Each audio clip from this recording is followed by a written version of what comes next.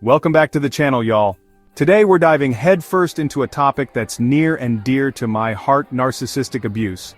We're gonna shine a light on those red flags, those telltale signs that you might be caught in a toxic web spun by a narcissist.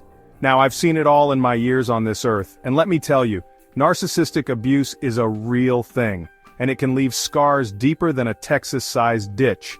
We're gonna break down the signs, plain and simple, so you can protect yourself and your loved ones.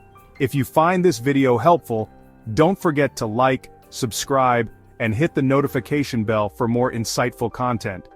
We're gonna help you get real with yourself and start living your best life. Alright folks, let's talk about gaslighting. This is classic narcissist playbook right here. They twist your words, deny your reality, and make you question your own sanity. It's like they're trying to rewrite the entire script of your life, and they want you to play the confused, doubting victim. They'll tell you you're imagining things, that you're overreacting, that you're remembering things wrong, and you know what? It's insidious.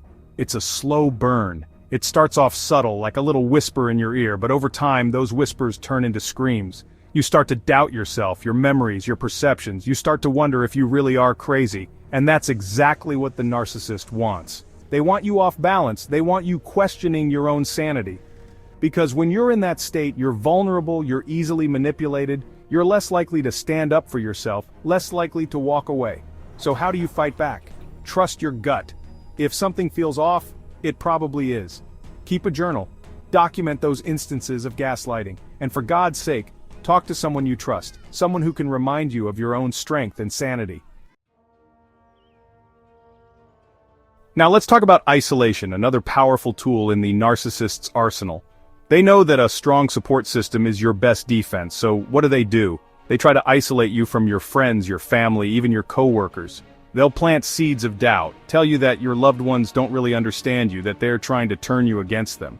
And let me tell you, it's a slow and insidious process. It starts with little comments here and there, maybe discouraging you from seeing your friends or family as much. Then, they might create drama or conflict, make it uncomfortable for you to be around your loved ones. Before you know it, you're isolated, cut off from the people who care about you most. You start to believe that the narcissist is the only one who truly understands you, the only one you can turn to. That's exactly what they want. They want you all to themselves, completely dependent on them. So, if you're in a relationship and you find yourself being isolated from your loved ones, alarm bells should be ringing. Trust your instincts, reach out to your support network, and don't let anyone control who you spend time with. Now let's talk about blame shifting. This one's a real doozy. See, narcissists, they have this uncanny ability to dodge responsibility like it's their day job. Something goes wrong, it's your fault. Relationship hitting the skids, you guessed it, your fault. They messed up? You must have done something to provoke them. They refuse to acknowledge their own shortcomings, their own mistakes. It's always someone else's fault, preferably yours. And they're masters at twisting the narrative, making you believe that you're the one to blame. They'll bring up your past mistakes, your flaws, anything to deflect from their own behavior. They'll play the victim, act wounded and innocent, while you're left feeling guilty and confused. Don't fall for it.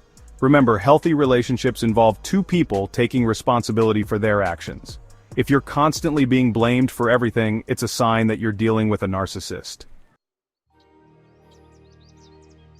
You know, one of the most seductive tactics in a narcissist's playbook is love bombing. It's like getting hit by a tidal wave of affection, attention, and flattery.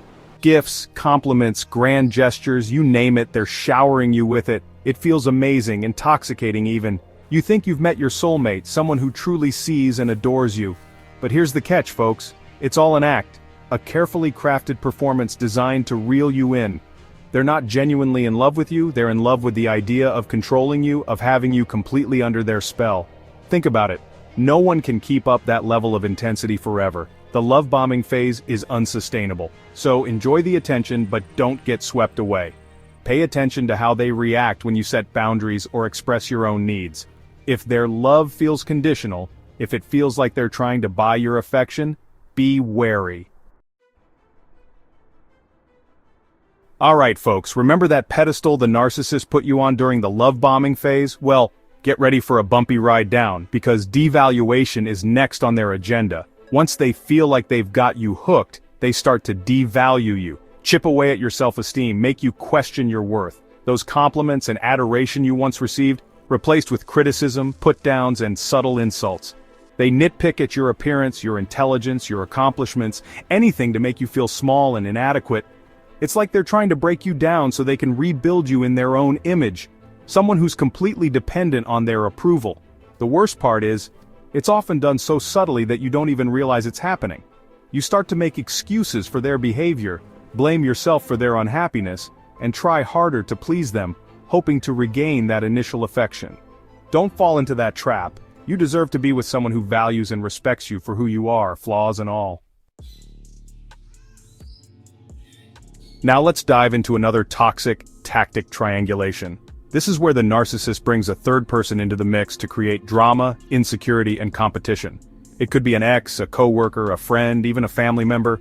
They'll talk about this person constantly, compare you to them, even make you feel like you have to compete for their attention. The narcissist thrives on this dynamic. They love to be the center of attention, to pit people against each other and watch the sparks fly. They get a twisted sense of satisfaction from knowing that they have this hold over you, that they can make you feel jealous and insecure with just a few words. If you find yourself constantly being compared to someone else, or if your partner seems to enjoy creating drama and tension, it's a huge red flag. Don't play their game. A healthy relationship is built on trust and security, not jealousy and competition. Chapter 7, The Silent Treatment, Control Through Silence. Let's talk about the silent treatment, shall we? This one's a classic form of emotional manipulation. The narcissist shuts down, refuses to communicate, and leaves you hanging on, wondering what you did wrong. They might ignore your calls, your texts, even your presence. It's their way of punishing you, of controlling you through silence. See, narcissists hate being confronted. They don't like it when you call them out on their behavior, when you challenge their fragile ego. So what do? They retreat into silence, hoping to make you feel small, insignificant, and desperate for their attention. Don't give in. The silent treatment is a form of emotional abuse, plain and simple. Don't blame yourself for their behavior. Use this time to focus on yourself, your own well-being, and surround yourself with people who actually want to communicate with you. Y'all ready for this one? It's called projection, and it's one of the most mind-boggling tactics in the narcissist's playbook. See, narcissists have this uncanny ability to deny their own flaws and shortcomings. So, what do? They project them onto you. If they're being dishonest, they'll accuse you of lying. If they're cheating, they'll accuse you of being unfaithful. It's a way of shifting the blame, of making you feel responsible for their own toxic behavior. They'll twist your words, misinterpret your actions, and paint you as the villain in their distorted reality. Don't buy into it. Their accusations are often a reflection of their own insecurities and wrongdoings. Don't let them project their issues onto you. Remember who you are, know your worth, and don't be afraid to call them out on their projections. Now let's talk about apologies, or rather, the lack thereof. See, narcissists? They're not big on taking responsibility for their actions, but they are masters of manipulation. So when they sense that they're losing control, they might offer a faux apology, a carefully crafted performance designed to appease you and keep you hooked. But here's the catch, folks. Their apologies are rarely sincere. They're not about genuine remorse or a desire to change. They're about regaining your trust, regaining control, and getting you back under their thumb. Pay attention to their actions, not their words. Do they repeat the same hurtful behavior? Do they minimize your feelings? Do they make excuses for their actions? If so, their apologies are just empty words, a means to an end. Don't be fooled by their charm or their promises to change. Actions speak louder than words, and a narcissist's actions rarely match their words. Alright folks, let's talk about emotional blackmail, another weapon in a narcissist's arsenal. They know your weaknesses, they know your fears, and they won't hesitate to use them against you. They might threaten to withdraw their love, to hurt themselves, or to create drama if you don't give them what they want. They'll make you feel guilty for having needs, for setting boundaries, for wanting to live your own life. They might even try to isolate you from your support system, making you feel like they're the only one you can turn to. It's a vicious cycle of guilt, fear, and obligation. Recognize the signs. Are you constantly walking on eggshells, afraid to upset them? Do you feel pressured to do things you don't want to do, just to avoid their wrath? If so, you might be a victim of emotional blackmail. Remember, you deserve to be in a relationship where your needs are valued and respected, not used against you. Thank you for watching. If you or someone you know is experiencing these signs, it's important to seek help. Narcissistic abuse is serious, and it's essential to remember that you're not alone. There are resources available, people who understand and can help you navigate this difficult situation. Don't forget to like, subscribe, and share this video to spread awareness. The more we talk about narcissistic abuse, the more we can empower ourselves and others to break free from these toxic patterns. Remember, you deserve to be in a loving, respectful, and supportive relationship. Don't settle for anything less. Stay safe and take care.